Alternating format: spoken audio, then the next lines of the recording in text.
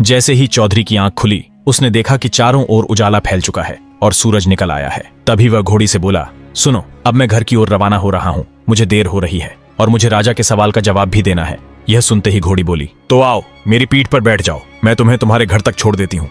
चौधरी ने कहा, हाँ क्यों नहीं। इतना कहकर चौधरी घोड़ी की पीठ पर बैठ गया और घोड़ी जंगल की ओर दौड़ पड़ी। और रास्ते में चौधरी ने घोड़ी से कहा, सुनो, घर चलने से पहले राजा के सवाल का जवाब दे देते हैं, सीधा राजा के महल की ओर चलो। घोड़ी बोली, हाँ जरूर। फिर घोड़ी तेजी से दौड़ती हुई राजा के महल की ओर पहुंच गई।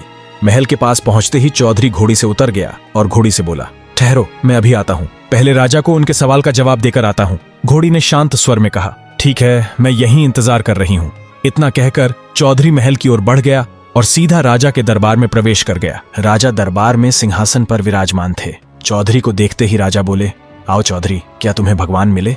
क्या उन्होंने मेरे सवाल का जवाब दिया कि मेरे पुत्र की प्राप्ति क्यों नहीं हो रही? चौधरी ने सम्मान से सिर झुकाकर कहा, हाँ महाराज, मुझे भगवान मिल गए और उन्होंने आपके सवाल का जवाब भी दे दिया है कि आपको पुत्र प्राप्ति क्यों नहीं हो रही।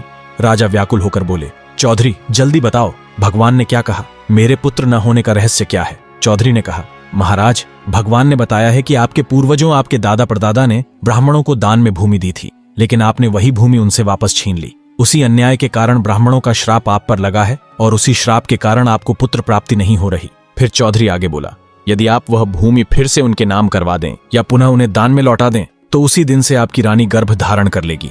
तब राजा ने गुस्से में पूछा, अगर मैं ब्राह्मणों को भूमि दान में दे दूं और फिर भी मुझे पुत्र न हुआ तो फिर क्या? इस पर चौधरी ने निडर होकर कहा, महाराज, यदि ऐसा हुआ तो आप मुझे फांसी की सजा सुना देना।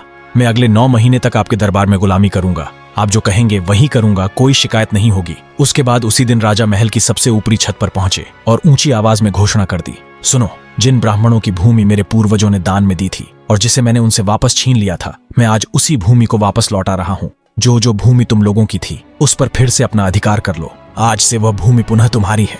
राजा की यह घोषणा सुनकर पूरा राज्य हिल उठा। आगे क्या हुआ, यह जानने के लिए चैनल को सब्सक्राइब कर कमेंट में नेक्स्ट पार्ट जरूर लिखें।